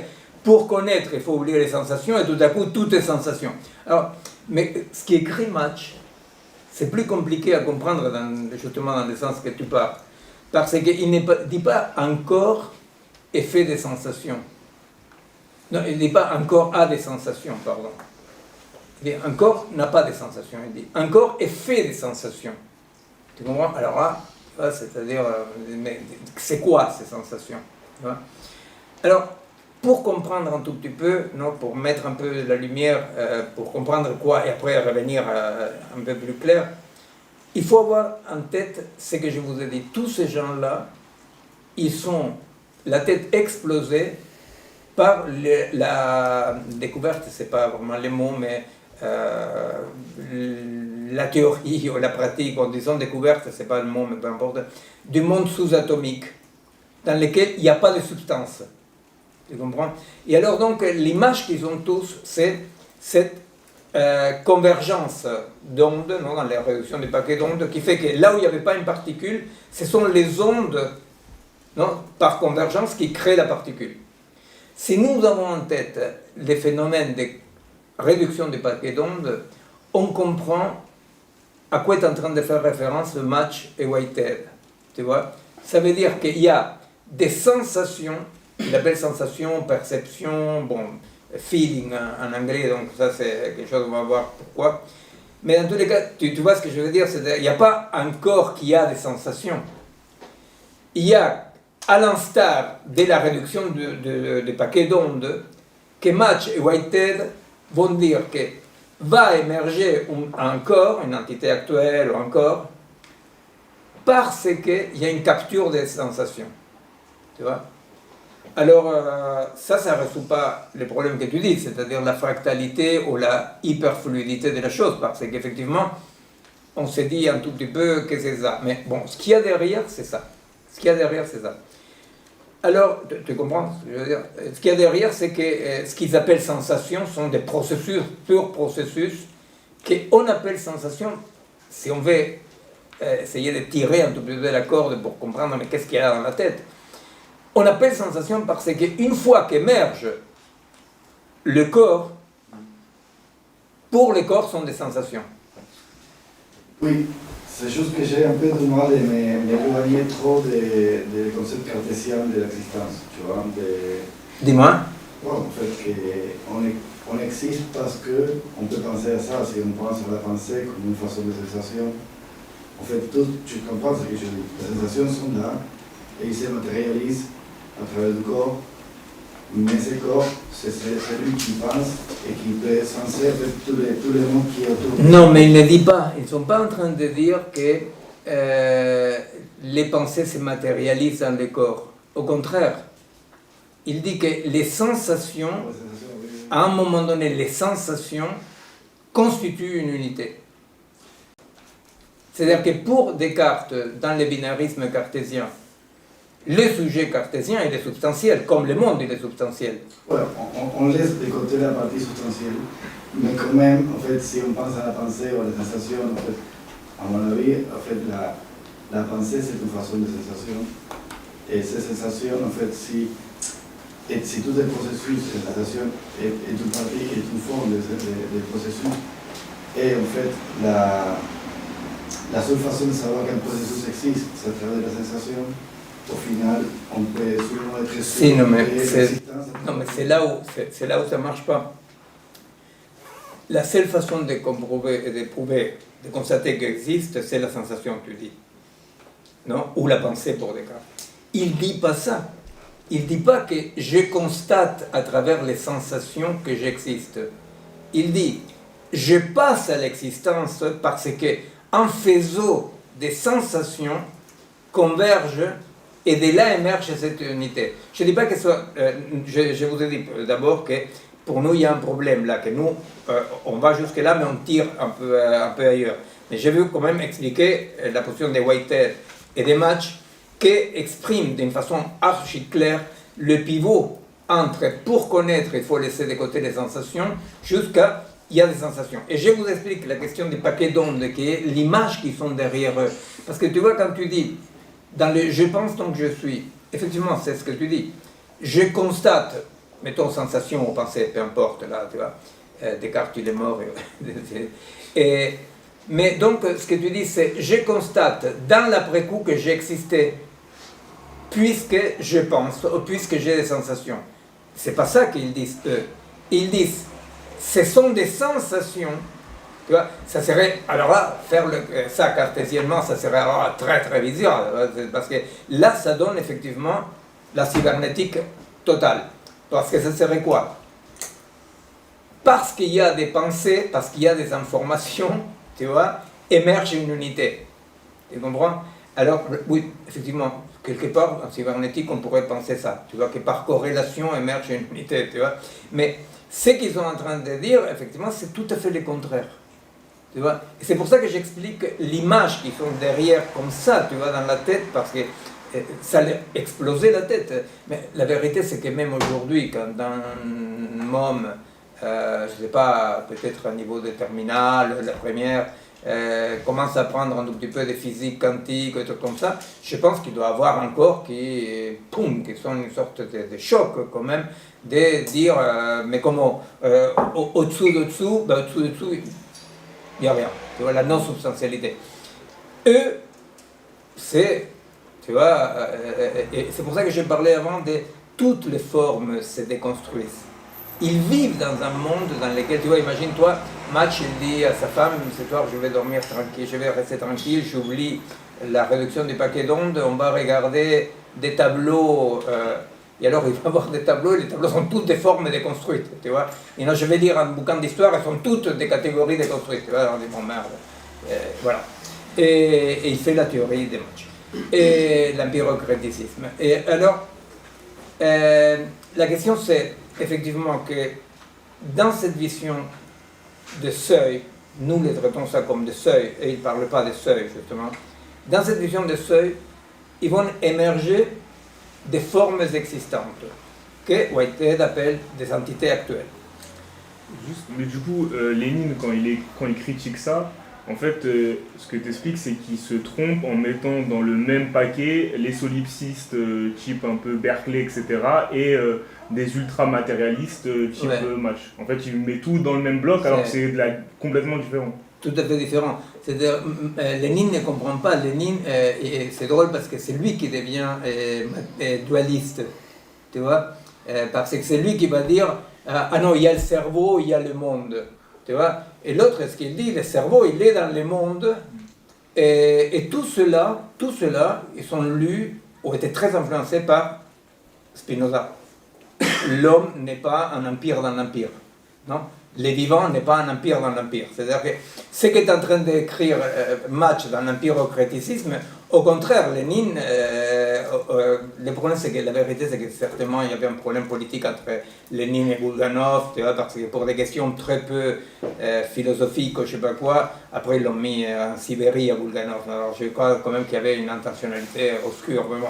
Enfin, dans tous les cas, ce que Lénine ne comprend pas, c'est qu'au contraire, la position de Boulganov et Match sont des positions archi-matérialistes. Parce qu'ils vont dire, bah, les cerveaux, c'est-à-dire que personne ne nie qu'il y a un monde en dehors du cerveau, sont simplement des entités actuelles, donc des seuils, non, des entités émergentes, différentes, mais que toutes les deux, c'est l'idée des pliques, si tu veux, toutes les deux sont tissées de la même étoffe. Vous comprenez? Et cette étoffe, c'est quoi? C'est les sensations, on va dire. Alors, là, c'est, quand on dit les sensations, là, il y a un point qui est le point qu'on peut aborder maintenant. Non, jusqu'ici, c'est compréhensible, plus ou moins, ces changements, ces réponses urgentes qu'ils doivent donner pour redonner une forme au monde, non? On avait cité souvent ici ces principes un peu de logique mathématique dans lesquels on dit la réalité, ce qui constitue la réalité, et l'oubli de la maille. Non, la maille, c'est la maille de production, hein? C'est l'oubli des processus. Je dois oublier les processus pour pouvoir vivre, n'est-ce pas? Parce que, effectivement, moi, Miguel, j'habite dans une frange, dans une dimension existentielle qui n'est pas ni dans les processus qui me constituent, ni dans les processus astrophysiques dans lesquels tout ça n'existait pas. Bon. Alors, la réalité est cette mélange permanente entre les processus qui produisent cette seuil, hein, umbral en espagnol, cet umbral, et effectivement l'oubli de ça. Si je n'oublie pas la maille de production, je deviens fou. Et c'est effectivement, d'un point de vue psychiatrique, une explication de la psychose. C'est-à-dire le psychotique est quelqu'un qui ne peut pas oublier la maille de production. Après, la maille de production, le psychotique, il l'a fait d'une façon un peu fantaisiste, n'est-ce pas? C'est-à-dire, mais effectivement, le psychotique est quelqu'un pour lequel la continuité, comme ça, de la réalité comme un oubli, a des failles. Et alors, la maille de production est là. Bon, il va dire, le réalisme, c'est l'oubli de l'oubli. Ça veut dire qu'un réaliste est quelqu'un qui croit vraiment que la réalité est comme ça, qui a oublié que la réalité s'était basée sur un oubli. Non? Il y a plein de réalistes. Il y a plein de réalistes dogmatiques qui présentent leur théorie comme dans l'oubli de qu'une théorie est suffisamment bonne, quoi. Une théorie, dans le meilleur des cas, est suffisamment bonne, mais la théorie, ce n'est pas le reflet, non? D'un monde qui existerait de façon discrète, comme c'est comme ça. Alors, de ce point de vue-là, nous disons, ce que Whitehead présente comme des processus dans lesquels il va dire, bon, la pyramide d'Égypte est un processus, bon, il va avoir aussi Dieu c'est un processus, mais c'est un Dieu plutôt, Dieu de Spinoza, disons, non, c'est pas le Dieu de la théologie. Ce sont des processus. Alors, le problème, c'est que Whitehead, dans cette ontologie qu'il va faire, et Match aussi, et en partie Simondon, ils ne vont pas faire la différence entre des processus propres au vivant et d'autres processus, n'est-ce pas? C'est-à-dire que là, ils vont dire la pyramide, une pierre, etc., est un processus, et ces processus-là capturent des sensations et les résultats des sensations et capturent des sensations. Non? Bon, nous, c'est là où je vais arriver aujourd'hui, et après on va développer la prochaine fois. C'est là où nous présentons la situation comme un principe organique. Alors la question c'est à quoi on appelle un principe organique. Whitehead appelle sa philosophie et l'organisme, nous appelons notre position phénoménologique philosophie et l'organisme aussi. Mais la différence qu'il ne va pas faire Whitehead est entre des processus du vivant et des processus inertes. Il va dire tous les deux vont, c'est le concept de préhension, de prendre, de préhension. Tous les deux, ils vont capturer des éléments, des sensations, des éléments pour exister, la pyramide, etc. Alors, nous, plusieurs fois, vous savez pas, mais dans tous les cas, effectivement, notre mode d'exposition, en général dans les collectifs, est spiralaire, c'est-à-dire on aborde un truc, on s'éloigne et on revient, mais dans une autre orbite, n'est-ce pas? C'est-à-dire que c'est spiralaire et c'est organique. Effectivement, c'est un mode d'explication organique dans lequel on revient. Alors là, on va revenir à quelque chose qu'on a traité l'année dernière, qui est les processus des perceptions et des connaissances, non? Pour expliquer la différence qu'on a avec, où est-ce qu'on tente de faire un pas de plus par rapport à ce que Whitehead explique. Nous, on disait que pour comprendre les processus de connaissance, on disait qu'on faisait trois étages. On disait qu'ici c'est la perception, ici c'est la A-perception, ici on mettait la conscience, ici on mettait la conscience réflexive. Non? Alors, on dit quoi? À niveau de la perception, qu'est-ce qui se passe? À niveau de la perception, on dit qu'un organisme est en contact permanent avec une sorte de flux, on peut dire, physique, énergétique, physico-chimique, énergétique, n'est-ce pas? On est en contact permanent. Mais ici, disons qu'il n'y a pas une base. Ici, il n'y a pas une base. Tout organisme est en permanence influencé par ce que l'autre va appeler la perception. Vous savez que chez Spinoza aussi, il y a l'idée de perception. Bon. Alors, la perception signifie que nous sommes en contact, chaque organisme est en contact avec un ensemble de l'existant. Un ensemble de l'existant. Tout ce qui pourrait modifier quoi que ce soit n'importe où, modifie ce flux-là. Mais l'organisme, qu'est-ce qu'il va capturer? Que c'est ce que Whitehead appelle la préhension. La préhension. Un organisme, de façon non passive, sinon active, capture de ces flux énergético-physico-chimiques, capture des choses qui sont en accord avec sa structure propre, singulière. C'est ce que Whitehead appelle la privacité. Alors, l'exemple que je donne toujours, mais il n'y a pas que ça, c'est par exemple, nous imaginons que dans ces flux-là, énergétiques, etc., il y a des ultrasons, par exemple. Bon, nous, les humains, avec les ultrasons, on ne peut rien faire. Alors, il y a ce que Whitehead appelle une préhension négative, c'est-à-dire, on ne les prend pas. On est traversé par ça, n'est-ce pas? Parce que la perception traverse en permanence notre corps. Mais avec ça on ne peut rien faire. Sinon c'est l'exemple de Leibniz, quand il va dire je perçois des milliards de gouttelettes, mais j'aperçois la vague. Vous comprenez? C'est-à-dire qu'avec ce flux permanent, l'organisme construit ou ne construit pas une image perceptive. Une image. Oui. Après, entre des organismes différents,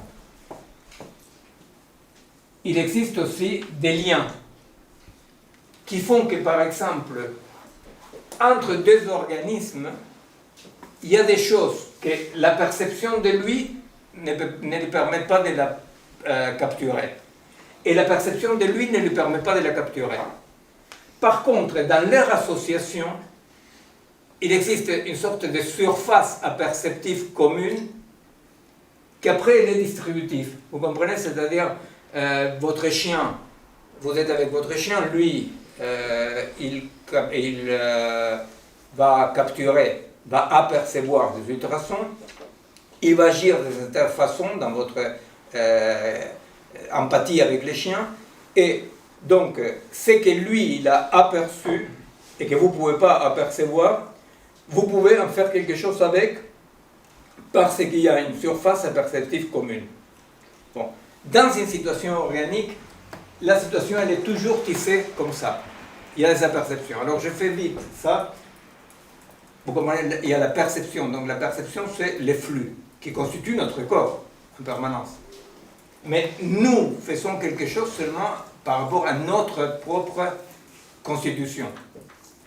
Certains animaux, les plantes n'ont pas. Ils ont des niveaux de production d'images. Il faut les comprendre conscience dans le sens le plus basique des monitoring. N'est-ce pas? Des monitoring. Il y a des images auditives, des images sensitives, des images. C'est-à-dire qu'il y a la possibilité d'avoir une sorte de monitoring qui donne une information sur l'état proprioceptif. Hein, la conscience, il faut les voir à un niveau comme ça, très très bas, de l'émergence des images proprioceptives. Et pour l'être humain, effectivement, de par son rapport avec la langue articulée, etc., les concepts, il y a une conscience réflexive qui permet de penser que tu es en train de penser. Hein?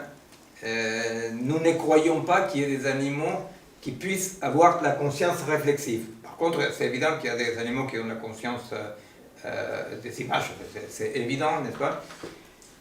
L'autre point, c'est qu'effectivement, l'information, c'est ce que... Alors, nous, cette voie-là est la voie de la compréhension.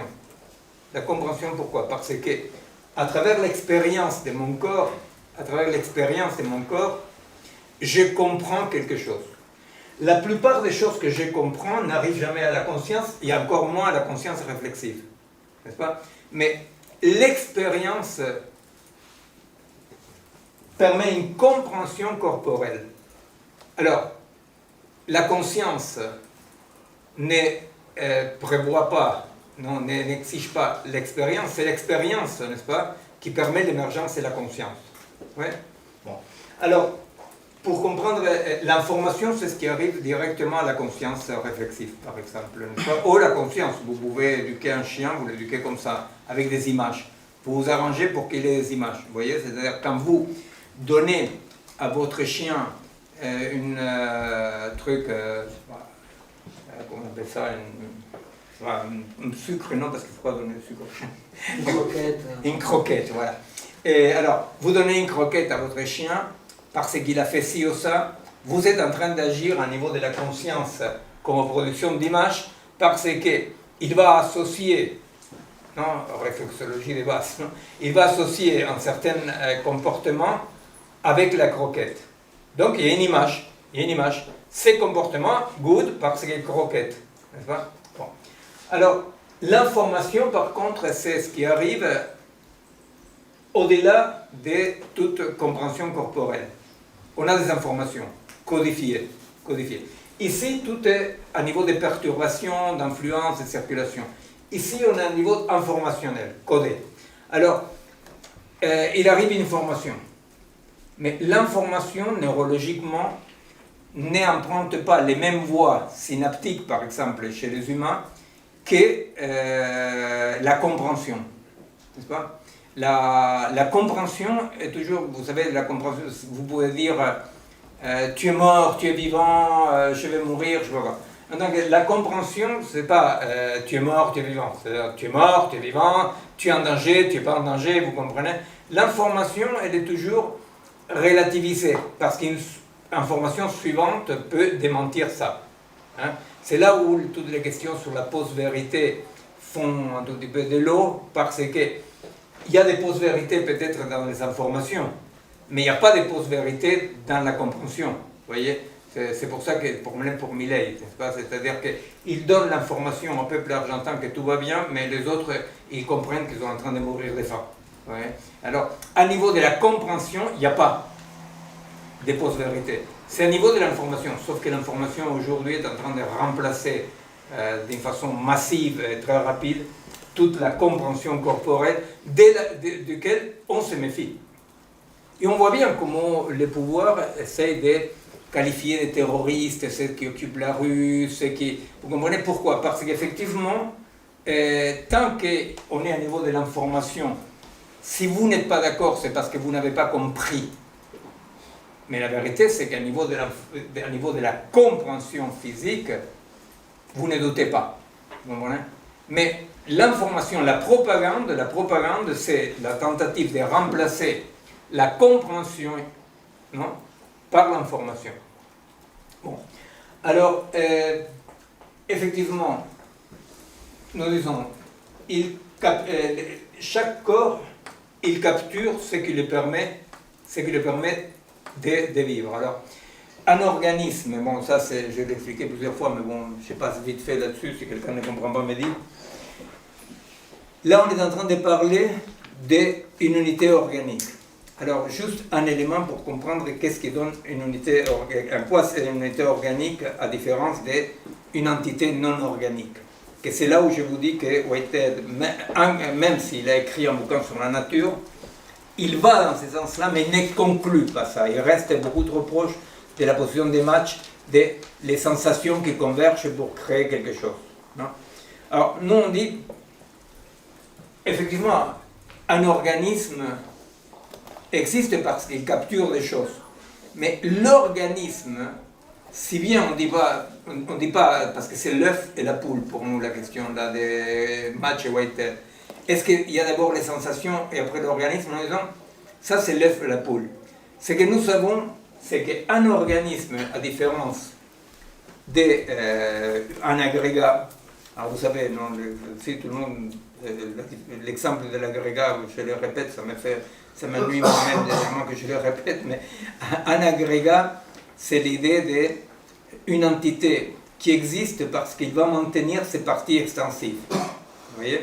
Alors c'est l'exemple de la voiture, voilà, vous allez chez le garagiste, vous venez chercher votre voiture, il vous montre une voiture qui a les châssis différents que le vôtre. Il dit non mais c'est la vôtre.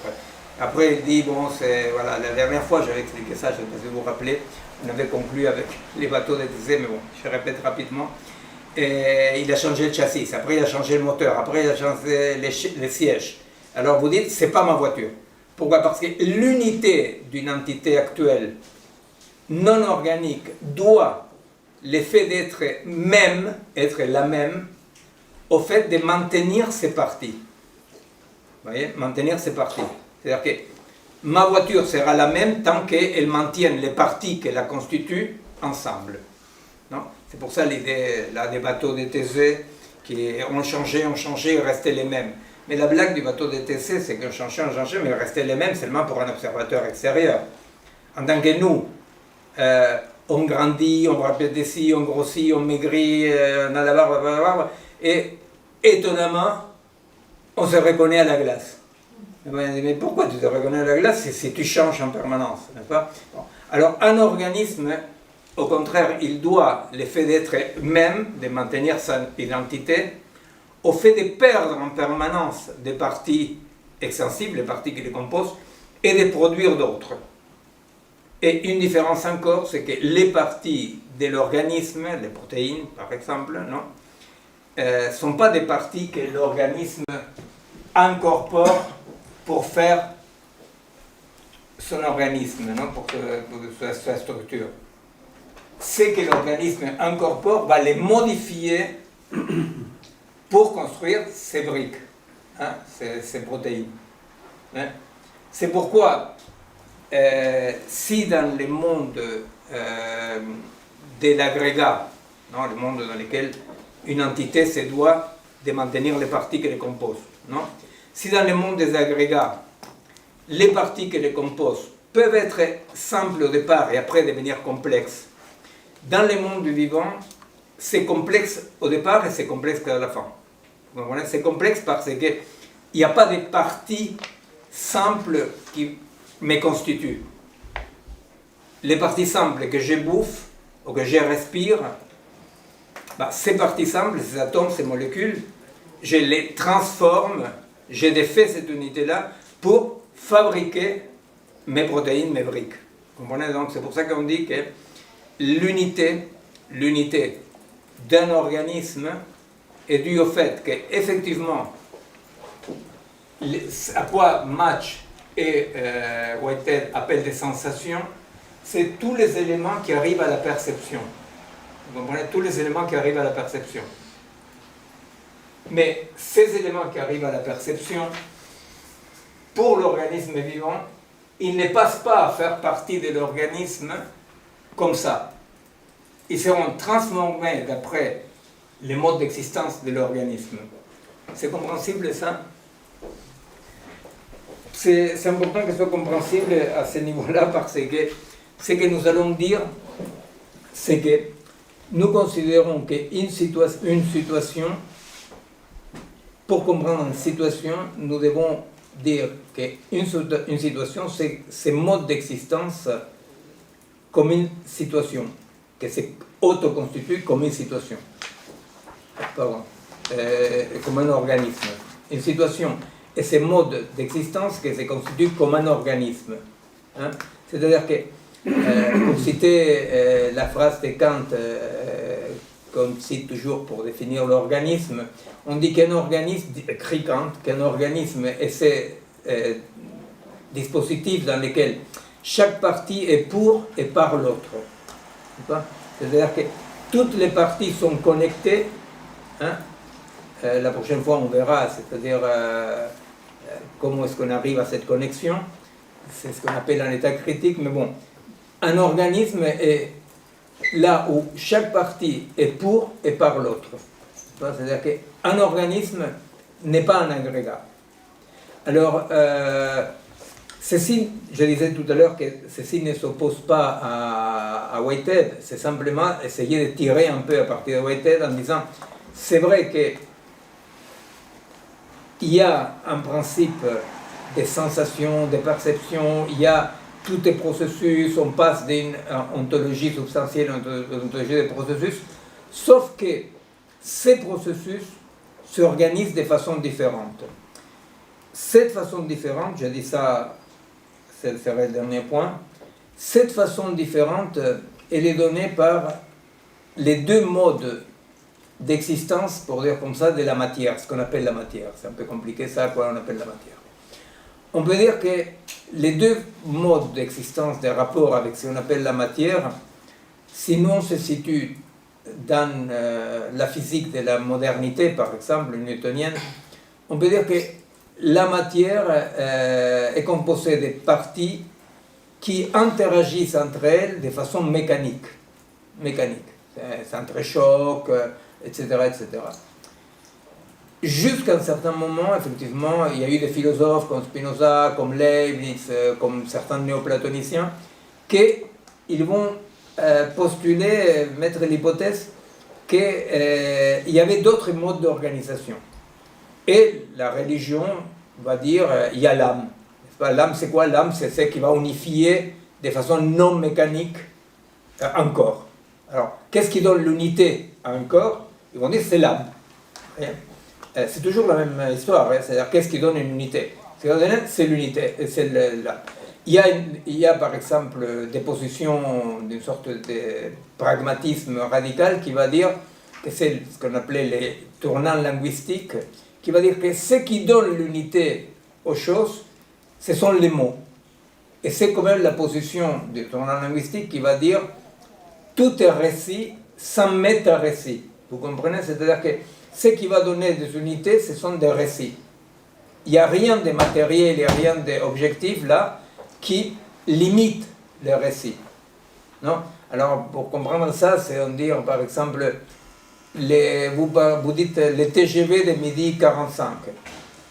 Alors, vous arrivez à la gare, et le TGV de midi 45 d'hier, il a changé la locomotive. C'est le TGV de midi 45. L'autre jour, il change la locomotive et tous les wagons. C'est le TGV de midi 45. L'autre jour, le TGV de midi 45 part à 13h30. C'est le TGV de midi 45. Oui. Et un autre jour, il n'y a pas de TGV de midi 45. Et alors, mais c'est le TGV de midi 45. Vous comprenez? C'est-à-dire que les tournants linguistiques qui va dire ce sont les mots, c'est les récits qui définissent la réalité, va définir la réalité par une nomination qui s'applique à des nominations. C'est-à-dire, quelque part un tout petit peu la philosophie analytique, que la philosophie des langages, va dire, bon, tout est problème de langage, tout est problème d'énonciation.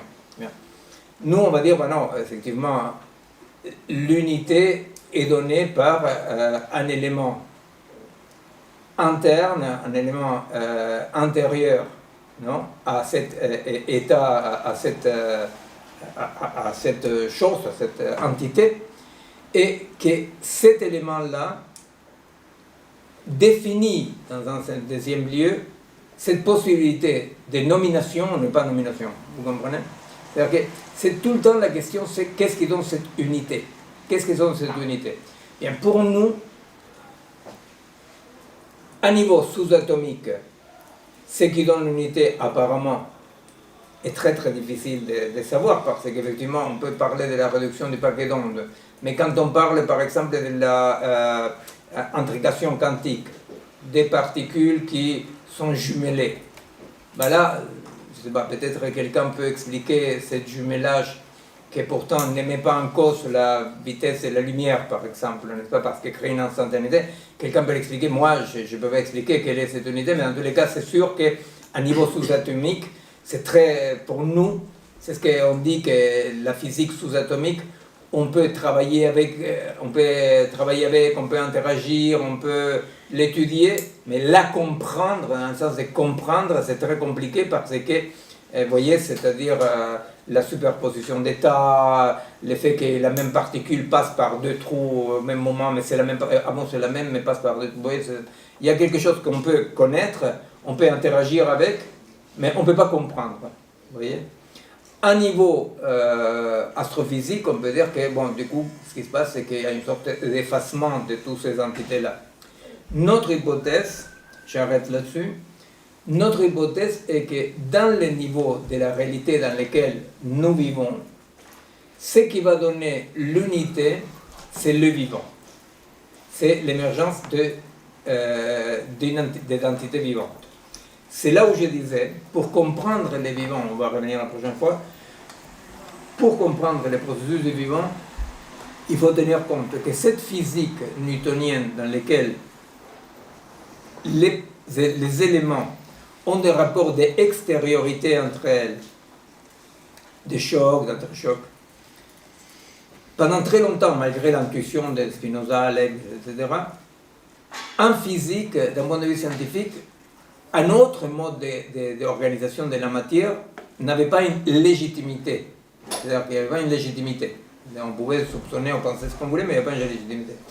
Juste au moment, avant-hier presque, où Prigogine, il va expliquer qu'est-ce que c'est les structures dissipatives. Alors, qu'est-ce qu'il va expliquer Prigogine? Prigogine va expliquer que, effectivement, dans le monde newtonien des rapports mécaniques, tout fonctionne d'après la seconde loi de la thermodynamique, l'entropie, la perte d'énergie, la dégradation de l'énergie, disons, et les rapports extérieurs. Ce qui va expliquer Prigogine, et c'est une révolution énorme épistémologique, il va expliquer qu'à vrai dire, il y a au moins un autre mode d'organisation, de fonctionnement de la matière, qui est un mode à travers lequel pas tout va vers les désordres, la dégradation de l'énergie, mais qui a des phénomènes locaux de négantropie, c'est-à-dire dans lesquels il y a une augmentation de l'ordre. Alors bien entendu, à niveau du système général, tout va vers une augmentation de l'entropie, bien entendu. Mais ce qui va expliquer Prigogine, c'est qu'il y a quand même des phénomènes matériels d'émergence d'un ordre, donc d'une unité. C'est ce qu'on va voir la prochaine fois, c'est ce qu'on appelle les transitions de phase ou les états critiques.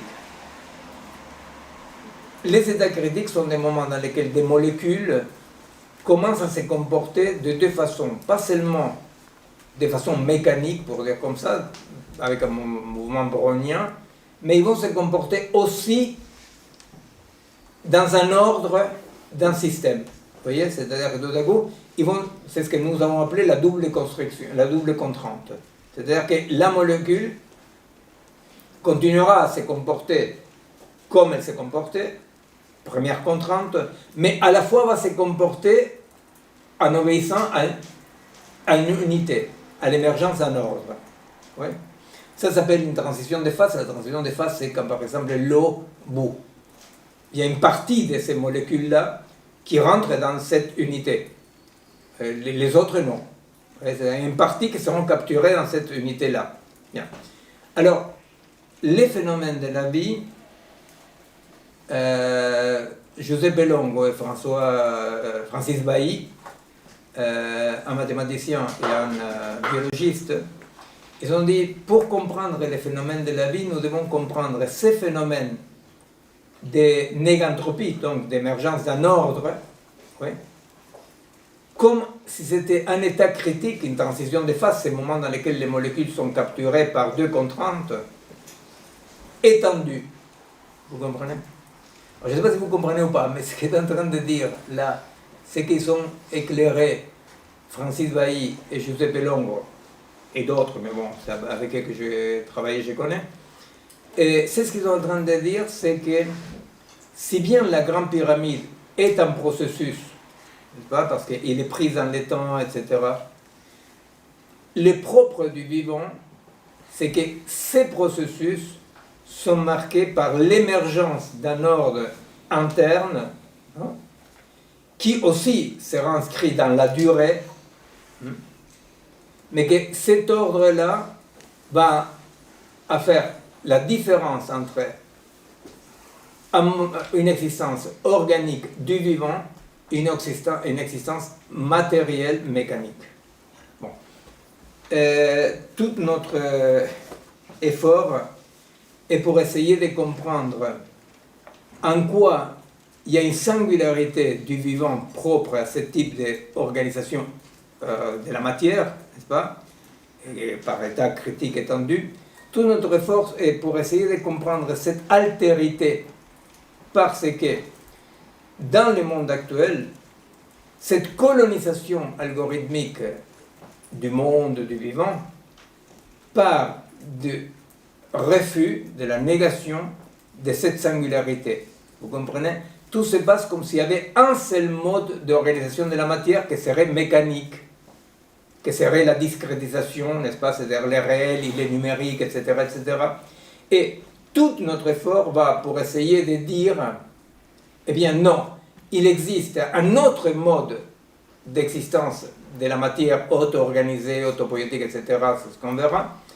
Et ce qu'on est en train de vivre aujourd'hui, c'est cette colonisation du vivant par l'assimilation du vivant au mode mécanique d'existence agrégative de la matière. Ça c'est un tout petit peu les programmes. La prochaine fois, moi ce que je vous demande, comme je faisais l'année dernière, c'est que à moi ça ne me dérange pas de bordéliser un tout petit peu la science à travers des questions au départ, n'est-ce pas? C'est pas grave, c'est-à-dire on a quelques points qu'on veut avancer. Si on peut les avancer, on les avance. Si on va plus lentement, Mais ce que je vous demande, à vous qui êtes ici, à ceux qui nous suivent par Zoom, mais aussi celles et ceux qui nous suivent en différé par YouTube, d'envoyer les questions au site du collectif. D'envoyer les questions, les interventions, les doutes, n'est-ce pas?